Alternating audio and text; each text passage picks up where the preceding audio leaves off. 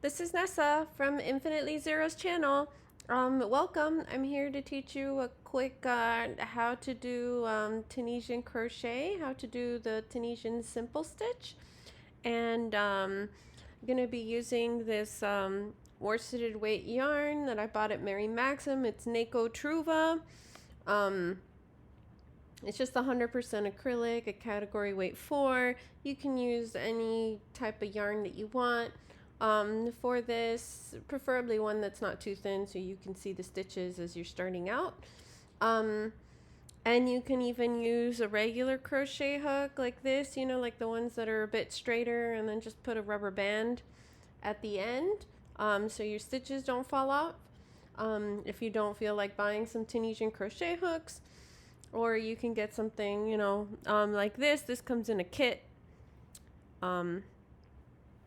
It's like a plastic hook with this category weight yarn. The recommended hook size is like a 5 millimeter. It doesn't say it on the band label, but usually it's recommended with Tunisian to go up at least 2 hook sizes, or maybe 3. Just because it tends to curl, so that's to prevent the curling, and that's when the stitch sort of goes up in of its, you know, in on itself. And it's because we're working the stitches all in one way. So yeah, so now to get started, I'm just gonna do a little quick demonstration and a sample. I'll try to slow it down and go. So actually I'm using today, I can't even see the letters on this, so I don't think you guys will be able to see it. There it is. It's an 8 millimeter hook, a 7 millimeter hook, or a 6.5 millimeter. All of that works. It just depends how tight you want your stitches in your fabric.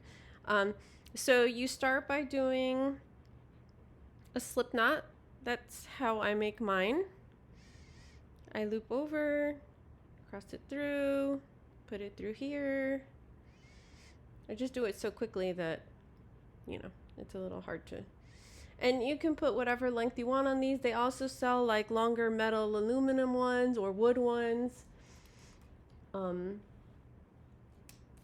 Let's see. This is, whoops, everything's falling off my little messy tray table. This is what a double-ended wooden bamboo hook looks like. Okay, sorry. So we close the loop. I like having my yarn on the other side, sorry. We're just gonna do a few stitches. So you start by doing your base chain. This is how I hold my yarn. There's a bunch of different ways to hold it. So you chain 1, 2, maybe closer helps, 3, and do them a little loosely, because you want to come back into these 4 later on, 5 for your foundation row, 6, 7, 8, 9, and this is just a basic chain, 10, 11, 12. Okay, now that you have your base chain, there's this top side where you can see the chain, and there's these back sides where they have these bumpies. So if you go into these back bumps, which are these loops here, you'll actually have a clean edge. So I like doing that. So you skip the first stitch, you tighten it a little bit so that it's not too loose. So you skip this first stitch and you always go into the second one. So here you go into the second one, you yarn over, grab your yarn and pull through and pull it up. And now you do the same for the next chain. And pull it up. Grab your yarn. Whoops. Grab your yarn, pull it up. Grab your yarn there on the back hoop. Pull it up.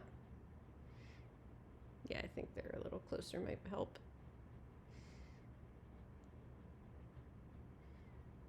Grab that there. Pull it up.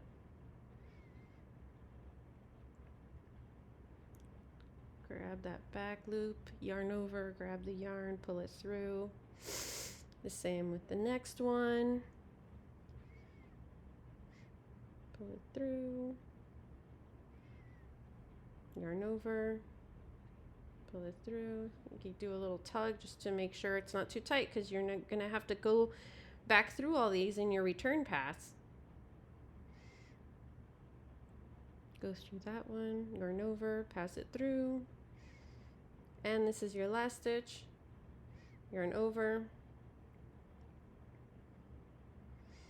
And for this last stitch, because this will help with the edge, you actually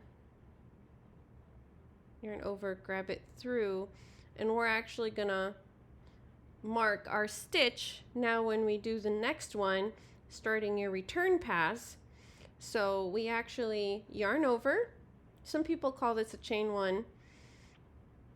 You grab this and you grab this. You don't have to do this if you're used to this, but it helps for the beginning. And you close that off so that you find your stitch later, right? There's your chain one, and now you pass it through there. So when you come back, that right there, folks, right here, those two little loops with a little knot and that little cord right in front there, that's going to be your edge stitch, and you're going to grab both of these sticks both of those loops when we get there. But so now for your return pass, you yarn over and you actually take 2 loops. You go through 2 loops. And you keep this a little taut, but not too tight that you can't go back in. That's why I said to leave it sort of loose. So you do that all the way back. All the way back.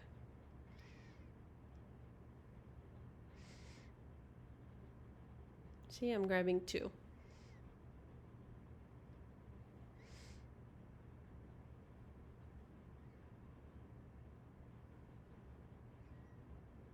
There you go, and that's your first row, your foundation row, and it's simple stitches. So an explanation a bit of the stitches. These are the stitches you go into. So right now we have 1, 2, 3, 4, 5, 6, 7, 8, 9, 10, 11. 11. Usually you skip this one. This is your base foundation row. These are your top stitches. These are your side vertical stitches, and these are the back stitches of the vertical, and it creates little bumps. So to make different Tunisian stitches, there's a variation of where you put your hooks depending on how you want to make the stitches. So for the Tunisian Simple Stitch, and you want to try to keep your edges clean, so just by making sure that your return on the last 3 or 4 stitches, that return pass, what we just did, as well as this one, you pull it a little tight so that your edges on your right side come out nicer.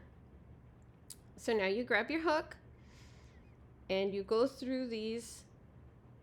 You see how these stitches are here? You have these 2 verticals, these 2 verticals like that. You always skip this first one unless the pattern says differently for the stitch instruction, but usually that's always skipped. So you go into this one, the second one, you grab the yarn and slip through. And it does like a little grid. And you do that again. And that's how you do the simple stitch. Sorry, my doggy decided he wanted to get up and walk around. So you hear his nails. I hope you guys can see well. And he also wanted to drink some water in the middle of the video. Fun times.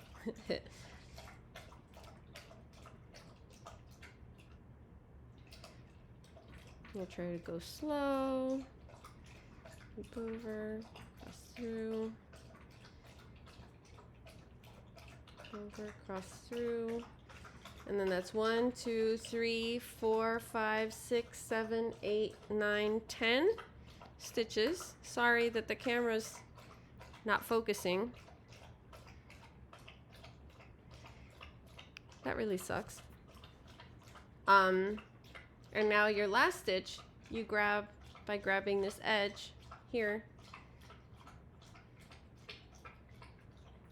Those 2 stitches there at the edge. Grab that and loop it through. I'm not used to using this method to mark that. Tony from TL Yarn Crafts, she explains it better and shows it better, so I'll put a link to her video in the description box and you can check that out. So you yarn over, we grab the edge stitch there, keep it a little taut, and you do your chain 1. I believe for this it's like you grab this loop and that yarn when you're making it. So we'll try that. Grab through, and now you yarn over and pass through 2 stitches again, like that. Pass through 2 stitches, pass through 2 stitches, pass through 2 stitches. Whoop. And you see what I mean about the curling? Pass through another 2 stitches. And your return pass through 2 stitches, pass through 2 stitches, pass through 2 stitches, and pass through 2 stitches. So now you just finished your other row of Tunisian Simple Stitch. We'll do one more row. I'm gonna go a little faster. You can slow down the video in YouTube by clicking on the little gear, and you can change whatever speed. So that means you can speed me up or slow me down. See, that's there. So this is 2 rows, right? So we're going into these stitches here. And this is how your back looks. It's bumpy. So that's 1 row, that's 2, and then that's your foundation row. So continuing back to the front side, your right side, and then a lot of times they call this other back side the reverse side, the wrong side. But for Tunisian crochet, you'll always work on the side that's facing you, the right side. Sorry about his nails. He's like clickety click. Hi, buddy. Hi. He totally wants to be a part of the video. There he is. Hey, cutie pie. Sorry if I made you dizzy.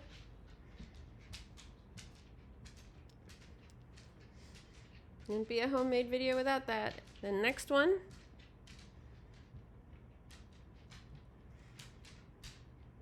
Next one, and then final, our edge stitch again, which is, look for those 2 loops, which is that. In that corner, it's on the other side of the stitch marker. But at least it helps you find that edge. But if you don't have that stitch marker, if you see that, I always look for that little knot in these little 2 stitches, and if it helps, you know, turn your work sideways and grab that there.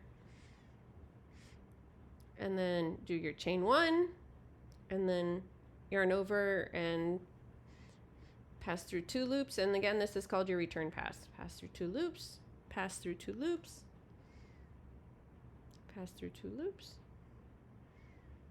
pass through 2, pass through 2, pass through 2, pass through 2, pass through 2, pass through 2. And if you ever want to close your work and you're done, they call it the bind off, and you actually go back into your stitch like that. And then you do what's called the slip stitch, and you pass through there and your previous one to close all your stitches. So this time you don't keep all your stitches on a hook like you did with when the stitches are open and you're doing a round. So like that. And you see it goes closing it off and it binds off, and then you get a nice pretty edge, and then you can do whatever you want on that edge, single crochet, a border, or leave it as is. Sorry, let's take out a little bit of yarn. Let's put this closer. Go nice and slow. Go through those 2 loops, grab your yarn over, and pass through the first loop, pass through the second loop. Gonna do that for the next one. And pass through both. Oops, that one was a little tight there. Pass through both. And these are our stitches here. These bars, those are your stitches. And then grab your edge stitch, which is this one here, so I didn't mark it real well the last time. And pass it through, and then pass it through both loops, and you're done. And you cut off your yarn, leave enough to weave in your tails.